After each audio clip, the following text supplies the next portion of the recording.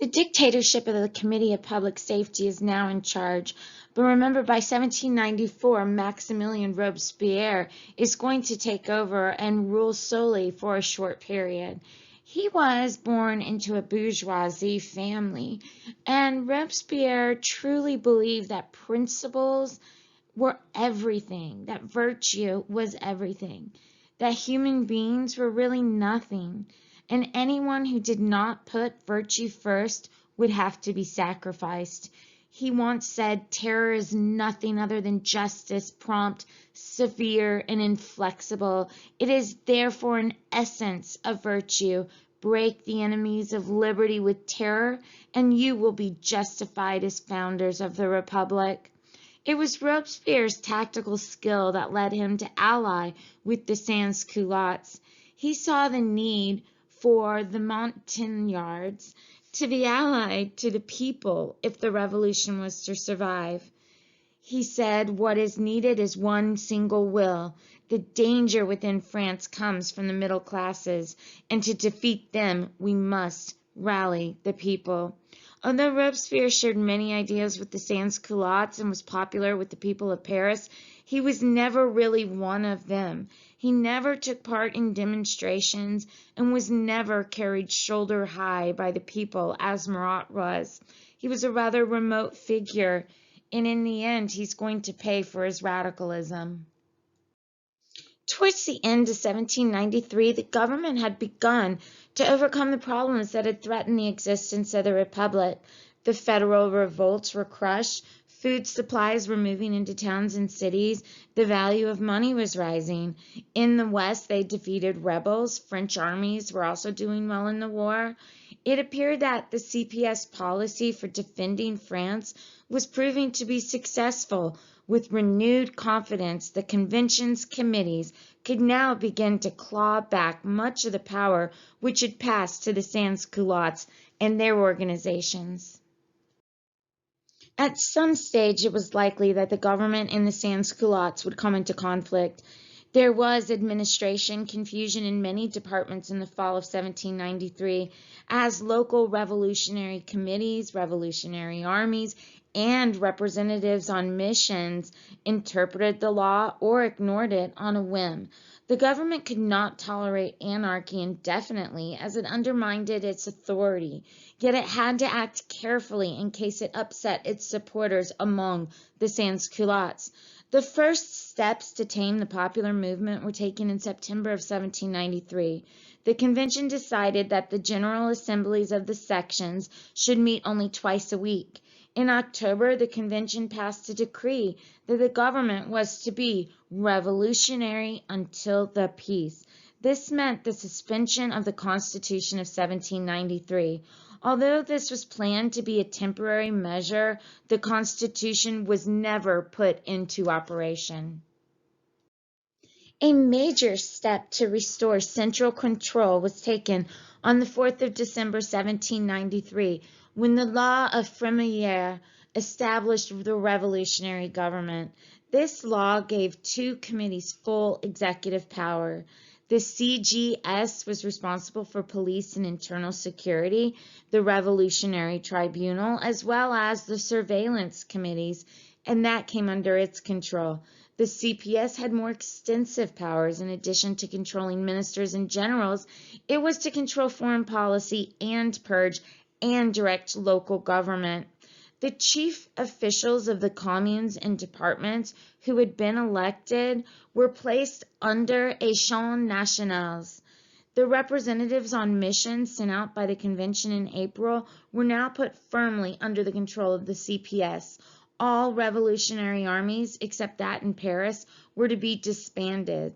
As Robespierre pointed out, revolutionary government has no room for anarchy and disorder. It is not directed by individual feelings, but by public interest. It is necessary to navigate between two rocks, weakness and boldness, reaction and extremism.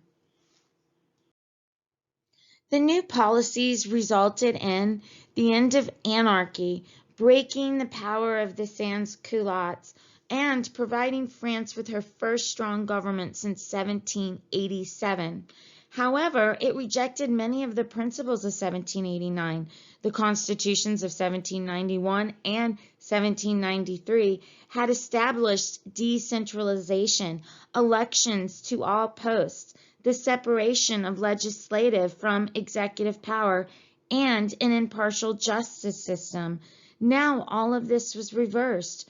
Robespierre justified the policy by arguing that a dictatorship was necessary until the foreign and internal enemies of the revolution were destroyed. We must, he said, organize the despotism of liberty to crush the despotism of kings. This was contrary to the ideas of democracy and people's rights he had advocated before he took office. The main challenge to the revolutionary government came from within the ranks of its former supporters. Left opposition came from publisher Jacques Ibert and his followers. He demanded that more hoarders should be executed and property be redistributed. This was very popular with the sans-culottes. He had a few supporters in the convention and many in the Cordeliers Club, the Commune, and the Paris Revolutionary Army, and the popular societies. Robespierre disliked their political extremism, particularly their leading part in the de-Christianization campaign, which turned Catholics against the revolution. When Ibert called for an insurrection at the beginning of March 1794, he was arrested along with 18 supporters. They were accused of being foreign agents who wanted a military dictatorship that would then prepare the way for a restored monarchy. The populace was taken in by this government propaganda. When the Hébertists were guillotined on the 24th of March 1794, Paris remained calm. The CPS took advantage of the situation to strengthen its dictatorship. The Parisian Revolution Army was disbanded, the Cordeliers Club was closed, and popular societies were forced to disband. The Commune was purged and filled with supporters of Robespierre. Representatives on mission responsible for some of the worst atrocities in the provinces were recalled to Paris. Of greater importance, because of his higher profile, was the opposition that rose around Danton, a former colleague of Robespierre and a leading Montagnard and Jacobin. His followers were known as indulgents, and they wished to see a relaxation of the terror and stop the centralization that was imposed in December. To do this, Danton argued that the war had to end. He argued that it was largely responsible for the terror. Since leaving office, though, Danton had become wealthy and nobody was quite clear how he achieved this wealth. So, as a result, he was accused of bribery and corruption. His friend and fellow follower, Desmoulins, was also accused at the same time and brought up on charges. Both of them were calling for the release of 200,000 citizens who were called the suspects. Since Danton, unlike Ibert, had a large following in the convention, he was regarded as a much more serious threat by the CPS. His calls for peace and an end to the terror would, they felt, leave the door open for a return of the monarchy. He was therefore brought before the Revolutionary Tribunal on charges based on his political record, and on the 5th of April 1794 was executed with many of his followers, including Desmoulins. The terror now seemed to have momentum of its own. The members of the committees had become brutalized and acted vindictively in ways that would have shamed them only 2 years earlier. Desmoulins' wife tried to organize a demonstration in his support. She was arrested, and in April she went to the guillotine, along with the wife of Ibert. They could not in any way be regarded as presenting a threat to the committee, but they died nonetheless. The effect of the fall of Ibert and Danton was to stifle all criticism of the CPS. Everyone lived in an atmosphere of hatred and suspicion, in which deputies were afraid to say anything because an unguarded word could lead to a death sentence. The Great Terror was centered on Paris and lasted from June 10th to July 27th. In order to control all repression, the government in May 1794 abolished the provincial revolutionary tribunals. All enemies of the Republic now had to be brought to Paris to be tried by the city's revolutionary tribunal. This did not mean that the terror would become less severe. Although the factions of Danton and Ibert had been crushed, some of their supporters were still alive, so the terror would have to continue until they were eliminated. During the Great Terror, approximately 1,500 men and women were executed. Robespierre had no desire to protect the innocent if this meant dangerous enemies of the revolution escaped. Following the assassination attempts on Robespierre and his colleague Couthon, they drafted the Law of Prairial, which was passed on the 10th of June 1794. It was directed against enemies of the people, but the definitions were so broad and vague that almost anyone could be included. Under it, no witnesses were to be called, and judgment was to be decided by the conscience of the jurors rather than by any evidence produced. Defendants were not allowed a defense counsel, and the only verdicts possible were death or acquittal. This law removed any semblance of a fair trial and was designed to speed up the process of revolutionary justice. In this, it succeeded. More people were sentenced to death in Paris by the Revolutionary Tribunal during June and July of 1794 than in the previous 14 months of its existence. Many of its victims were nobles, clergymen, while nearly a half were members of the wealthier bourgeoisie. No one dared to make any criticism of the committee. "The revolution is frozen," Saint Just commented. So in the end, the Great Terror is going to increase greatly just before it ends. And as a result, what we see is even within the group that started the Reign of Terror, you get a split among them that leads to the death of Danton.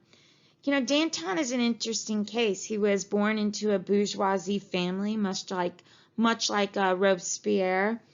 He was a controversial figure of the revolution. You know, he was a lawyer.